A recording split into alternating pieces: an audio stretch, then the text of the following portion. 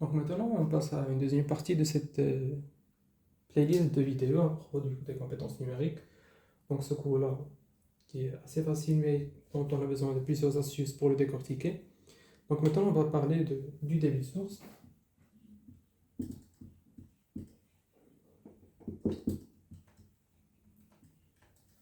Donc le débit source, c'est la capacité du canal de transmission. Par exemple, vous avez de l'eau qui va être transmise à travers un tuyau. Ce tuyau-là peut supporter jusqu'à 20 litres par centimètre carré. Donc c'est ça le débit source, c'est la capacité de canal de transmission. Donc si vous avez par exemple, si vous avez beaucoup d'informations, donc ce sera par exemple plus que 20 litres par centimètre carré, donc ce sera par exemple 40 litres, donc le tuyau va s'exploser. Donc pour avoir une bonne transmission d'informations, il faut que la transmission, la bande passante du signal soit inférieure ou égale au débit source. Sinon, on aura des atténuations, distorsions, et des interférences entre signaux. Donc, j'efface ceci. Donc, le débit source du canal de transmission, c'est la capacité théorique optimale et maximale que ce support d'information via ce canal peut supporter. Et pour ensuite la bande passante du signal.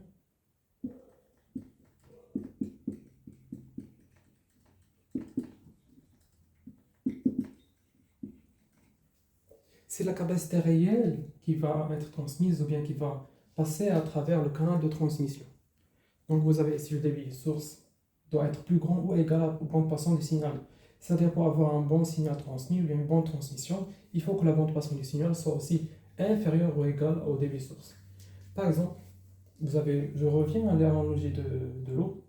Donc ici on a dit que c'est 20 litres par centimètre carré. Donc vous avez plusieurs cas.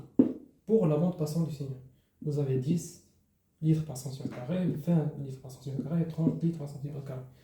Donc si on a, pour le 10 litres par centimètre carré, on aura la moitié de la capacité du tuyau qui va être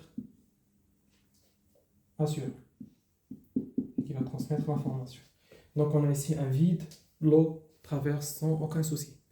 Mais pour 20, ici on a un certain souci, donc on va parler d'une valeur qui est idéale. Donc il y a des pertes de frottement, ou bien des pertes thermiques, etc. Donc ça va être rempli au fond. Ça va à peine être transmis, sans aucun souci. Donc ça dépend si on parle d'un cas réel ou bien d'un cas idéal. Mais quand on parle de 30 litres par centimètre carré, donc le tuyau va exploser, l'information ne sera même pas transmise dans ce cas-là. Ou bien transmise d'une façon qui est erronée.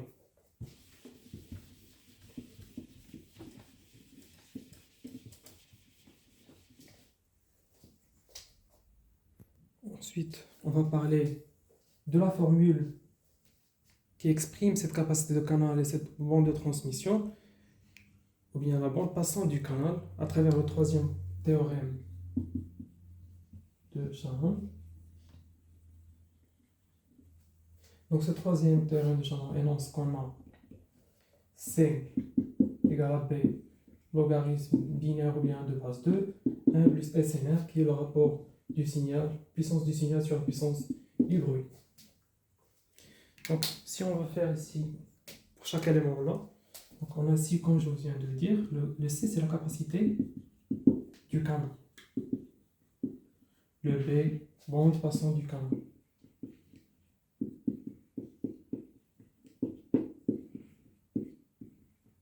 Bande passante du canal, capacité du canal, logarithme, puissance de l'information sur la puissance du bruit. Bien, là, le S, c'est la puissance du signal, et M, c'est la puissance du bruit. Donc, pour attribuer des unités à cette formule-là, ou bien ces composantes de cette formule-là, ici c'est bits par seconde.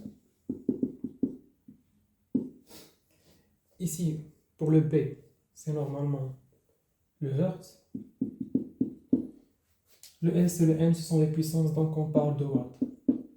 Mais puisqu'on a ici un rapport de watts sur watts, donc ça va être simplifié les deux unités, on aura seulement le B qui va être mis en place.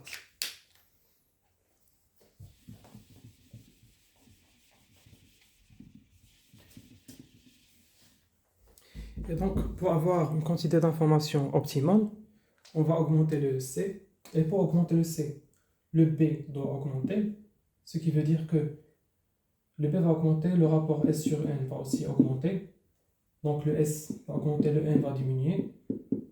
Pourquoi diminuer? Parce que quand on a le 1 sur 10 et on diminue à 1 sur 5, on a une quantité plus grande. Ça c'est 0,1, ça c'est 0,2.